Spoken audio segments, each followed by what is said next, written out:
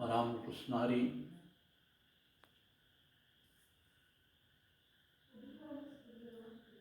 आज 23/9/2025 रोज मंगळवार म्हणून कालपासून सगळ्या महाराष्ट्रामध्ये देशामध्ये नवरात्र शारदीय महोत्सव सुरुवात झालेला आहे. म्हणून या नवरात्रामध्ये प्रत्येक गृहिणी पुरुष स्त्रिया आपलं सर्व घर स्वच्छ पवित्र शुचिर्भूत करून देवीचे काल घटस्थापना केली जाते आणि त्याद्वारे 9 दिवस देवीचे उपवास व्रत वैकल्य करून देवीला प्रसन्न केलं जाते. त्याप्रमाणे सर्व मंगले शिवे सर्वार्थ साधिके शरण्ये त्र्यंबके गौरी नारायणी नमस्तुते. या देवी सर्वभूतेषु शक्तिरूपेण संस्थिता. या देवी सर्वभूतेषु मातृरूपेण संस्थिता. नमस्तस्मै नमस्तस्मै नमस्तस्मै नमस्तस्मै नमः.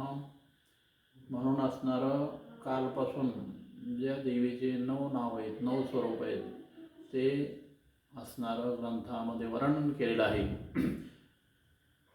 शैलपुत्री, ब्रह्मचारिणी, चंद्रघंटा, कुष्मांडा, स्कंदमाता, कात्यायनी, कालरात्री, महागौरी, सिद्धदात्री ही देवीचे 9 नाव असून तिचे 9 स्वरूप आपण असणारं पाहतो. पैकी या देवीचे मुख्य 3.5 पीठं आहेत. तसे तर 52 पीठं कोणी गणले जाते, कोणी 101 पीठ गणलं जाते. म्हणून असणारं मुख्य 3.5 पीठ आहेत. त्यापैकी असणारं पहिलं पीठ कोल्हापूर. का तर आई अंबाबाई लक्ष्मी माता जिनं कोलासूर नावाचा दैत्य मातला गोब्राह्मणाचे असणारं छळ करू लागला. यामुळं सर्व भक्तांनी देवीची प्रार्थना केली आणि प्रार्थना करून देवी प्रसन्न झाली. याच नवरात्रामध्ये कोलासूर नावाचा दैत्य मारल्यानंतर त्यानं सांगितलं की हे देवी माते, मला मारून मुक्ती द्या, परंतु माझं नाव पुढं चालवा. यामुळं देवीनं तथास्तु म्हणून आशीर्वाद दिला. म्हणून तेव्हापासून त्या नगराचं नाव कोल्हापूर असं असणारं गणलं जातं आहे. म्हणून असणारं ती पहिलं पीठ आपण असणारं ओळखलं जाते. महालक्ष्मी म्हणून कोल्हापूरची असणारं पहिलं पीठ आहे. दुसरं पीठ आहे तुळजाभवानी. सर्व महाराष्ट्रातील भक्तमंडळी या नवरात्रात नाही तर 12ही महिने त्या तुळजापूरला लाखो भक्त येऊन देवीचं दर्शन करतात, नवस फेडतात. अनेक भक्ताला नवसाला पावणारी देवी आहे आणि म्हणून असणारं दुसरं पीठ असणारं तुळजापूरचं आहे. का आहे? रामायणामध्ये अशी आख्यायिका आहे की असणारं अहम रावणानं सीतेचं हरण केलं. यामुळं प्रभू रामचंद्र दंडकारण्यामध्ये सीतेच्या विरहामुळं सीते सीते सीते म्हणून रडू लागले. हे कैलासामधून पार्वतीनं पाहिलं. यामुळं पार्वती भगवान शंकराला म्हणू लागली की हे स्वामी, हे प्राणनाथा, तुम्ही ज्या असणाऱ्या प्रभू रामचंद्राला आपलं आराध्य मानतात, ज्याचं ध्यान करतात, ज्याचं जप करतात, ते ब्रह्म असं मला सांगतात. ते ब्रह्म तर आपल्या धर्मपत्नीसाठी विरह करते, दुःख करते, झाडं दगडं पर्वत पाषाण गवत वेली कवटाळून सीते म्हणून रडते. अशा आम्हाला तुम्ही ब्रह्म म्हणतात. शंकराने सांगितलं, हो ते माझं ब्रह्म आहे आणि ते ब्रह्म अखंड आहे, कधीच होणार नाही. पार्वतीनं सांगितलं की असं जर तुम्ही ब्रह्म म्हणत असाल तर त्या ब्रह्माला मी छळले. शंकरानं सांगितलं ते ब्रह्म राहणार नाही. आणि म्हणून पार्वती सीतेच्या रूपामध्ये दंडकारण्यामध्ये पंचवटीला आल्या. प्रभू रामचंद्र सीतेच्या विरहानं शोक करत होते. रामाने सीते म्हणल्यावर पार्वतीनं ओ म्हणायचं. रामाने पूर्वेला असणारे सीते म्हणून हाक मारली की समोर जाऊन ओ म्हणायचं. रामाने पश्चिमेला तोंड करायचं, दक्षिणेला तोंड करायचं. आणि शेवटी पार्वती सीतेच्या रूपात समोर आली, रामाचे हात धरले. त्यावेळेस प्रभू रामचंद्र 2 फूट मागं सरकरीनं सांगितलं, तू का आई म्हणजे तुकाई तू इथं का आलीस असं म्हणल्याबरोबर त्या पार्वतीचा गर्व अहंकार नाहीसा झाला. सीतेच्या रूपात जी पार्वती प्रत्यक्ष मूळ स्वरूपामध्ये आली आणि असणारा प्रभू रामचंद्र आणि आज जे तुळजापूरचं ठिकाण आहे त्या ठिकाणी त्या पार्वतीची असणारं तुळजा भवानी या नावानं स्थापना केली. अशी ती असणारं दुसरं पीठ असणारं आदिमाया शक्ती पार्वतीचं आहे. आणि तिसरं जे पीठ आहे ते असणारं माहूर रेणुका माता म्हणून. ते या रेणुका मातेची अशीच रामायणामध्ये आख्यायिका आहे. रेणुका मातेचे पती जमदाग्नी ऋषी भयंकर तपस्वी होते, त्रिकालज्ञानी होते आणि म्हणून तपाच्या जोरावर असणारं त्यांनी कामधेनू गाय आणली होती. यामुळं रेणुकेला असणारं सांगितलं थोडं पाणी ती अतिथी आला त्यांना दे.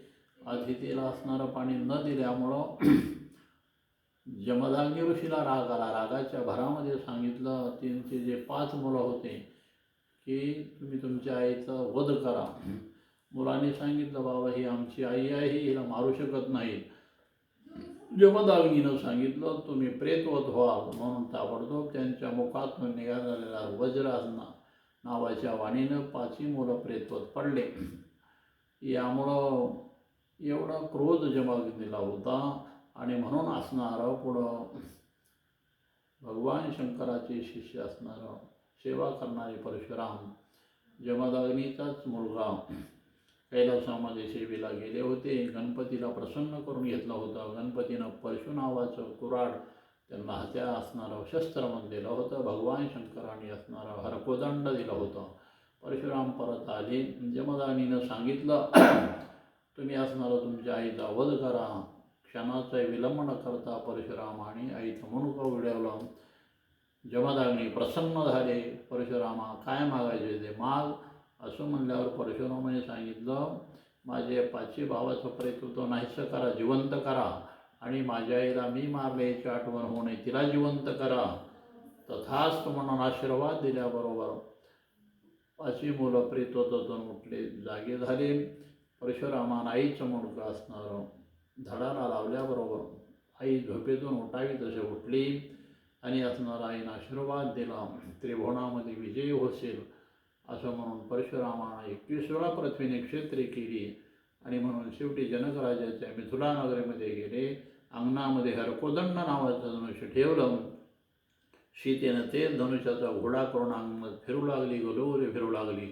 परशुरामाला आनंद झाला आणि त्याने सांगितलं की याच हरकोदंडाचं संयमर ठेवा, जो कोणी उचलेल त्याला सीता माळ घालेल. अशा प्रकारची असणारं ती आख्यायिका आहे.